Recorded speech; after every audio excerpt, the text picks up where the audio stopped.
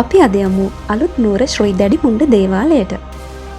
කොළඹ මහනුවර ප්‍රධාන මාර්ගයෙන් හිඟුල හන්දියෙන් එනකොට මේ ඓතිහාසික දැඩිමුණ්ඩ දේවාලය හම්බ වෙනවා. මේ දේවාලය ගොඩක් පරණ ස්ථානයක්. මේ දේවාලය හදලා තියෙන්නේ දඹදෙණියේ දෙවැනි පරාක්‍රමබාහු රජු වෙනුවෙන් උපුල්වන් දෙවියන්ගේ පාරයක් පිණිසයි. දැඩිමුණ්ඩ දෙවියන් කියලා කියන්නේ විෂ්ණු දෙවියන්ගේ ප්‍රධාන අමාත්‍යවරයා. ඒ වගේම කතරගම දෙවියන්ගේ මහා අධිකාරම. එතකොට දැඩිමුණ්ඩ දෙවියන්ගේ ප්‍රධාන අධිකාරම් තමයි සූනියම් දෙවියෝ. එහෙමත් නැත්නම් ගම්බාර දෙවියෝ.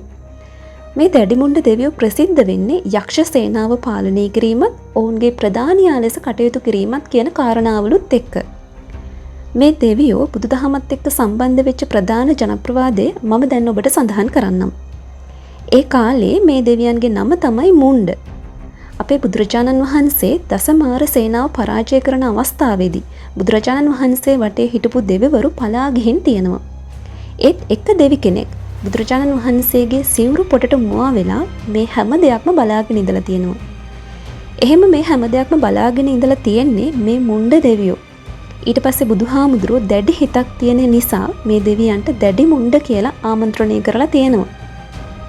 ඉතින් මේ විදිහට තමයි මුන්වහන්සේට දැඩිමුණ්ඩ කියන නම පට බැඳුණු බවට ජනප්‍රවාදවල සඳහන් වෙන්නේ.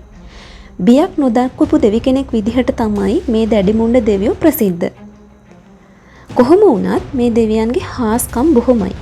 අපල උපද්‍රව, යක්ෂ භූත දෝෂවලට, ලෙඩ දුක් කරදර වලට දැඩිමුණ්ඩ දෙවියන්ගේ පිහිට තියෙනවා.